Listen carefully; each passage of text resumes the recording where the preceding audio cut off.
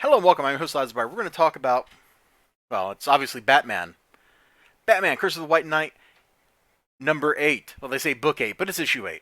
DC Black Label, which mostly in this case means it has this cover that will never ever close again after you open the book up one time. I'm just kind of measuring. Let's see. That's my first knuckle, so that's about an inch. The cover's just open like an inch. It's a great cover, though, isn't it? Take in this whole beautiful thing. Turn your head sideways if you need to. This cover tells us so much about what's going on here. Somebody's going to die is implied because they're fighting in a graveyard.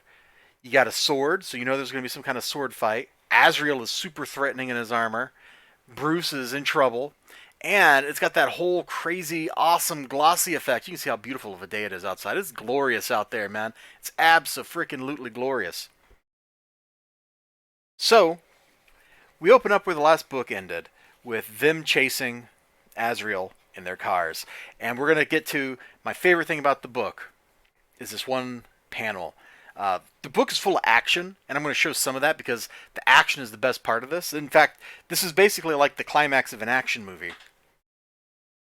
The 1989 Batmobile, or 1988 Batmobile, whenever that Batman movie came out. Man, I was a kid. I don't remember the exact year it came out. What I do remember is watching that Batman movie in like 1991 on New Year's Eve with my parents at like 11 p.m. It's weird what you remember from when you're a kid, but for whatever reason, that Batmobile resonates strongly with me. And I don't think I've ever seen a Batmobile in the comics, like this Batmobile, let me be specific, this Batmobile in the comics with its 50 caliber machine guns popped up. And here we are, man. He is blazing away at Azrael. That has got to be one heck of a suit of armor. 50 caliber rounds. At least I'm assuming that's a 50 caliber. I don't actually know what caliber machine guns those are, but those are some big cartridges going up into that thing. That's got to be some dope armor if that stuff isn't, reducing Azrael to like a crippling pile of pain. But Bruce totally exploits like physics. Look at this. It's great. There's creativity in the action here. You know, you've got a car versus a guy in armor. Now this next bit,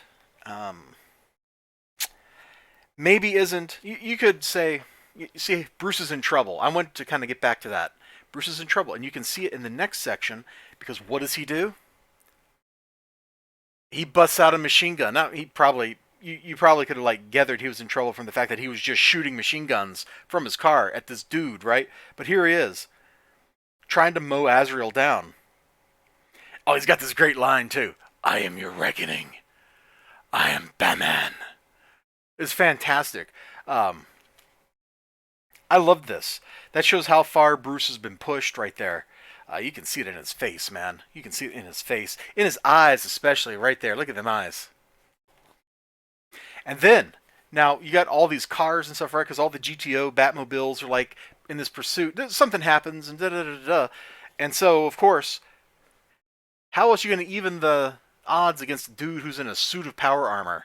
Run him over with your Bat car. You know what I'm saying? That's what I'm saying right there, man. It's fantastic. It's good to see somebody realize that a car is basically a giant moving fist. You get going like 60 miles per hour.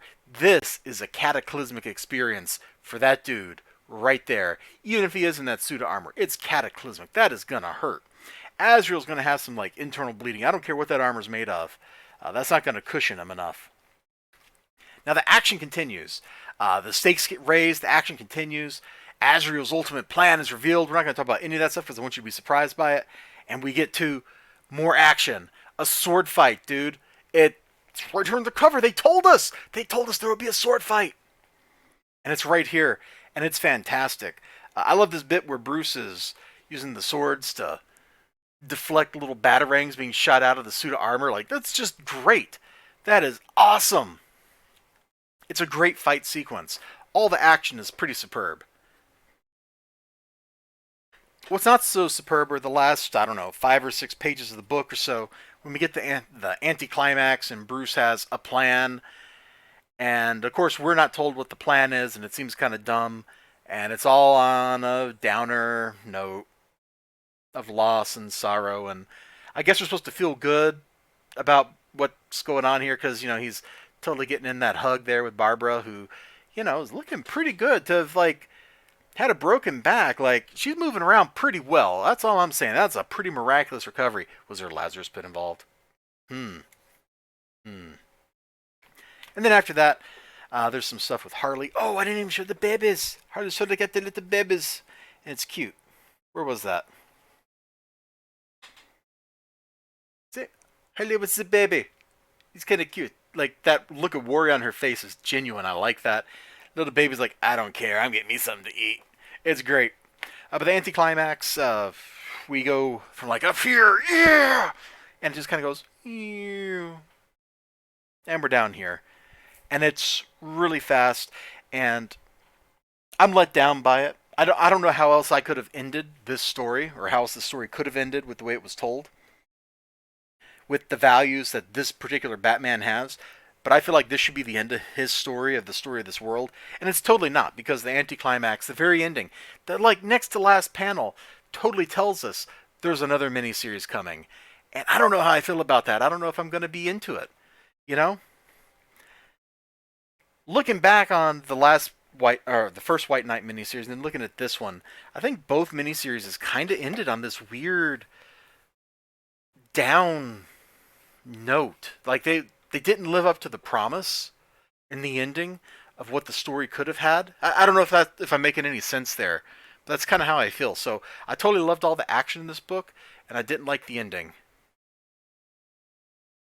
You might dig it though, because the action was that good. The rest not so good, but the action was so good. It's hard to describe because it's like you just like if you bought no other Batman White Knight, Curse of the White Knight books and you picked this one up, you'd go, man, I don't know what's going on, but that's great. It's like if you just tune into like the part of I was going to use Last Action Hero as an example, but nobody likes Last Action Hero but me. If you're going to tune into I don't know Terminator and all you saw was like the chase sequence at the end, you'd probably go, wow, that's incredible. Or you just tuned in for like the police department action sequence or something, you'd just be like, whoa. Or Terminator 2, you tuned in for just the steel mill scene or something, you'd be like, I don't know what's going on, but that's really cool. That's kind of how I feel. Is I don't really care specifically about the particulars of why these dudes are fighting at this point, and I feel like that's wrong. That's bad. That I should care, but I kind of stopped caring. But it's a great fight. All right, you all take care of yourselves. I've kind of belabored that point a little bit, probably a little bit too much. Take care of yourselves, and I sure hope to see you again next time. Bye bye.